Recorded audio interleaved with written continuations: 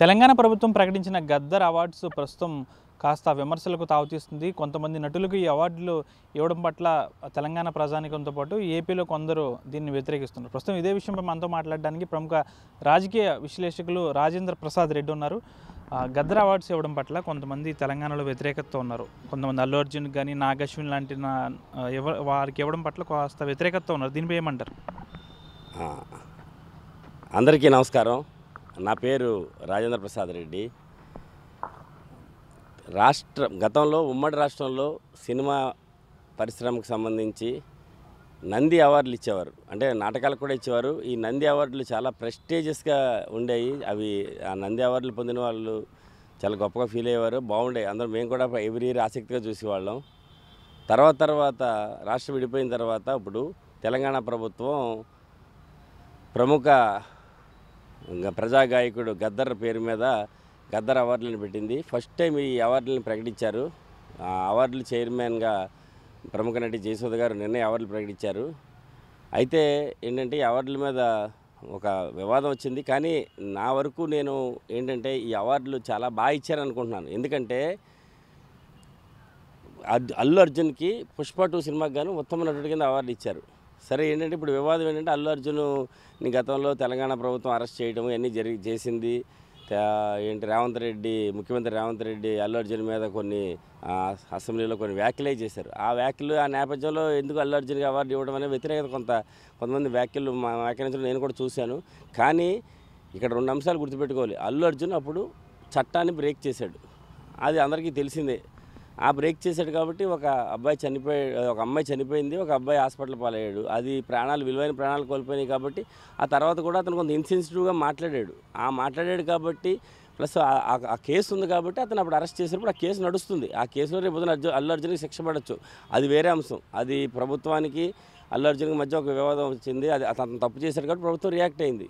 ఒక్కోసారి ప్రభుత్వాలు అప్పుడు రియాక్ట్ అయింది కాబట్టి అది వేరే అంశం. అది కేసు ఉంది, అతను ఆ కోర్టులో ఎదుర్కొంటున్నాడు. ఇంక 2వ అంశం ఏంటంటే సినిమా వరకు వస్తే సినిమా పరిశ్రమకు సంబంధించి ప్రతిభా అవార్డులు ఇచ్చేటప్పుడు ప్రభుత్వం ఒక జ్యూరీని ఏర్పరుస్తుంది. ఆ జ్యూరీకి ఆ నిర్ణయాలు తీసుకుంటుంది, మొత్తం కలెక్టివ్గా అన్ని నిర్ణయాలు తీసుకుంటుంది. అది ప్రభుత్వానికి ఇస్తుంది, ఆ ప్రభుత్వం ఆమోదిస్తుంది. అలాగే ఇప్పుడు నటి జయసుధ గారి ఆధ్వర్యంలో ఒక కమిటీని వేశారు. ఆ కమిటీ కూలంకషంగా అన్ని నిర్ణయించి అవార్డులు ప్రకటించింది. అంటే నా వరకు నేను చూస్తే అవార్డులు బాగున్నాయి. ఎందుకంటే నటన వేరు, వ్యక్తిగత ప్రవర్తన వేరు. వ్యక్తిగత ప్రవర్తన సంబంధించి అతను కేసు ఎదుర్కొన్నాడు, అది పక్కన పెట్టి నటన పరంగా అయితే పుష్ప 2 సినిమాలో నటన బాగా నటించాడు. సరే, ఇంకోటి ఏంటంటే పుష్ప 2లో స్మగ్లర్ పాత్ర అలా చేయటం వల్ల అది ప్రజలకి రాంగ్ మెసేజ్ వెళ్తుందన్నారు అనే ఒక విమర్శ ఉంది. కాబట్టి పుష్ప 2కి ఏమో ఉత్తమ చిత్రం అవార్డు ఇవ్వలేదు. ఉత్తమ చిత్రం అవార్డు కల్కికి ఇచ్చారు. ఉత్తమ దర్శకుడు అవార్డు నాగ్ అశ్విన్కి ఇచ్చారు. కల్కి సినిమా చాలా బాగుంది. ఆ రకంగా ఆ సినిమాకి ఉత్తమ చిత్రం ఇవ్వటం, తర్వాత 2వ ఉత్తమ చిత్రం పొట్టేళ్ళని, 3వ ఉత్తమ చిత్రము ఇదే లక్కీ భాస్కర్, ఇలా మంచి సినిమాలకు ఇచ్చారు. ప్లస్ మంచి దర్శకులకు ఇచ్చారు. అలాగే జాతీయ సమైక్యత అవార్డు అని ఒకటి రజాకర్కి ఇచ్చారు. అదే తెలంగాణలో రజాకర్ చిత్రానికి ఉత్తమ చారిత్రాత్మక చిత్రం కింద ఇవ్వడం పట్ల తెలంగాణ ప్రజా సంస్కృతి వేదిక కూడా కాస్త వ్యతిరేకత ఉంది. అంటే రజాకర్ సినిమాకి ఎంపిక చేయడం పట్ల ఏమన్నా విమర్శ ఏమన్నా ఉందంటారు? అంటే ఇక్కడ చూడాల్సింది ఏంటంటే రజాకర్ చిత్రాన్ని నేను కూడా చూశాను. కొంచెం ఆ సినిమాలో కొంచెం హింస ఎక్కువ ఉంది అనిపించింది. అయితే ఏంటంటే సమస్య ఏంటంటే మనకి ఉన్న చరిత్ర చాలా కాంప్లికేటెడ్. చరిత్రలో భిన్న వాదనలు ఉంటాయి. ఇప్పుడు ఏ వాదన ఏంటనేది మనం ఖచ్చితంగా చెప్పలేము.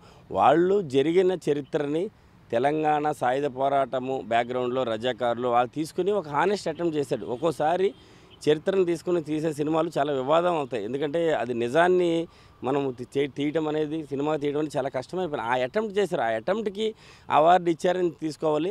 అందులో కొన్నిసార్లు వాళ్ళు ఏదైనా తప్పులు తీసినా అది మన సమాజం దాని నుంచి పాఠాలు నేర్చుకుని ముందుకెళ్తుంది.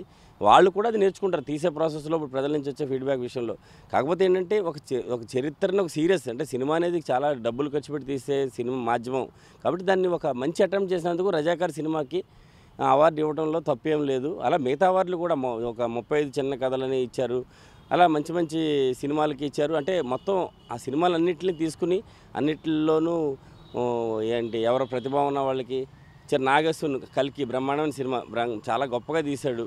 ఆ సినిమాకి అవార్డు ఇవ్వడం అనేది, ఉత్తమ దర్శకుడు అవ్వడం అనేది చాలా బాగుంది. అలా అన్ని రకాలుగానే అవార్డులు బ్యాలెన్సింగ్ ఇచ్చి, అంటే ఇందులో మనం తీసుకోవాల్సింది ఏంటంటే ప్రభుత్వము అల్లు అర్జున్ చట్టాన్ని ఉల్లంఘించినప్పుడు తన పని తాను చేసుకెళ్ళింది. కానీ అవార్డుల విషయం వచ్చేటప్పటికి అవార్డుల కమిటీకి చెప్తుంది. అవార్డుల కమిటీ ఆ పని చేసింది. దాంతో మళ్ళీ డైరెక్ట్గా మంత్రిమండలికో రేవంత్ రెడ్డికో ముఖ్యమంత్రి రేవంత్ రెడ్డికో సంబంధం లేదు. అది వేరు ఇది వేరుగా చూడాలి. ఇంకా ఇది మంచి విషయం అంటాను. ఎందుకంటే ఒక జ్యూరీకి అప్పచెప్పినప్పుడు ఆ జ్యూరీ వ్యవహారాల్లో ప్రభుత్వం కలగజేసుకోకుండా ఉన్నందుకు మనం రేవంత్ రెడ్డి ప్రభుత్వాన్ని మనం అభినందించాలి అంటున్నాను నేను. అంటే ఇచ్చిన అవార్డులన్నీ ఓకే అంటారా? అంటే ఎక్కడ కూడా విమర్శలు అనేవి లేవంటారా? అంటే ఎప్పుడూ ఈ సమస్య ఉంటుంది. ఎందుకంటే సినిమా పరిశ్రమ చాలా పెద్దది. అందులో మనకి తెలుగులో 2 రాష్ట్రాల్లో సంబంధించిన వాళ్ళు హైదరాబాద్, అంటే చాలా ప్రాంతాలకు సంబంధించి హైదరాబాద్లో ఉంటారు. 3 రకాల సినిమాలు వస్తాయి. ఇప్పుడు సినిమా అనేది ఒక డెమోక్రటైజ్ అయిపోయింది. చాలామంది ఇప్పుడు డిజిటల్ మీడియాలో కానీ ఓటీటీలో కానీ సినిమాలు తీస్తున్నారు. ఇదివరకు కొన్ని ప్రాబల్య సంస్థలే తీయగలిగి ఇప్పుడు ఎవరో తీస్తున్నారు. కాబట్టి భిన్న వర్గాలు భిన్న దీంతో తీస్తారు. ఈ మధ్యన 23 అని సినిమా వచ్చింది. చిలకలూరుపేట బస్సు దహనం కేసులో 23 మంది చనిపోయారు. ఆ అంశంగా తీసుకుని ఒక మంచి సినిమా తీశారు. చాలా బాగుంది సినిమా. అలాగా రకరకాల సినిమాలు రకరకాల అంశాల మీద వస్తాయి. ఈ సినిమాలన్నింటినీ జ్యూరీకి వచ్చినప్పుడు జ్యూరీ వాటిలన్నింటినీ పరిశీలించి ప్రతిభావంతమైన సినిమాలకి, ప్రతిభావంతమైన నటులకి, టెక్నీషియన్స్కి అవార్డులు ఇవ్వడం అనేది కత్తి మీద సాము లాంటిది. కానీ ఆ విషయంలో ఫస్ట్ టైము గద్దర్ అవార్డులు విషయంలో ఈ జ్యూరీ రెడ్డి జయసుధ గారి ఆధ్వర్యంలో జ్యూరీ చాలా మంచి పని చేసింది, చాలా బాగా పనిచేసిందనే నేను అనుకుంటున్నాను. అందుకని ఈ విజేతలందరికీ నా అభినందనలు. చాలా మంచి వర్క్ చేశారు. కాబట్టి గద్దర్ అంటే తెలంగాణ ప్రజల్లో బాగా అభిమానం ఉంది. కాబట్టి ఆ పేరు మీద ఒక అవార్డులు ఇవ్వటం కూడా, తెలంగాణ ఏర్పడిన తర్వాత ఇంకా వాళ్ళు నంది అవార్డులు మానేసిన తర్వాత కొత్తగా అవార్డులు ఏమి ఇచ్చుకోలేదు కదా. కాబట్టి ఇప్పుడు ఒక ప్రాసెస్ మొదలుపెట్టారు. ఇది చిత్ర పరిశ్రమ ప్రోత్సాహంగా ఉంటుంది, కొత్త వాళ్ళకి ప్రోత్సాహంగా ఉంటుంది. కాబట్టి అవార్డుల ప్రక్రియ మొదలుపెట్టి బాగా చేస్తున్నారు. ఇది మంచిదే. ఈ అవార్డుల విషయంలో, గద్దర్ అవార్డుల విషయంలో తెలంగాణ ప్రభుత్వం ఎక్కడ కూడా కల్పించుకోలేదు. కేవలం కొంత కమిటీని, ఒక జ్యూరీని ఏర్పరిచి దాంట్లో నటి జయసుధాని నుంచి మొదలుకొని అందరూ కూడా లెక్కపాత్రంగా కూడా మొత్తం ఒక్కసారిగా వీరందరినీ కూడా యాడ్ చేసి నటుల్ని, ముఖ్యమైన నటుల్ని ఎవరైతే కీలకమైన పాత్రలు పోషించారో వాళ్ళందరికీ కూడా ఈ అవార్డులు ఇవ్వడం జరిగింది. వీటిలో ఎక్కడ కూడా విమర్శలు, కాంట్రవర్సీ ఎక్కడ కూడా లేదు. తెలంగాణ ప్రభుత్వం ఒక మంచి పని చేసింది.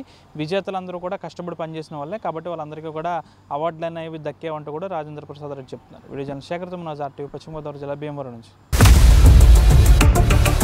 ఇండియా పాకిస్తాన్ తాజా అప్డేట్స్ కోసం డౌన్లోడ్ చేసుకోండి RTV లైవ్ యాప్.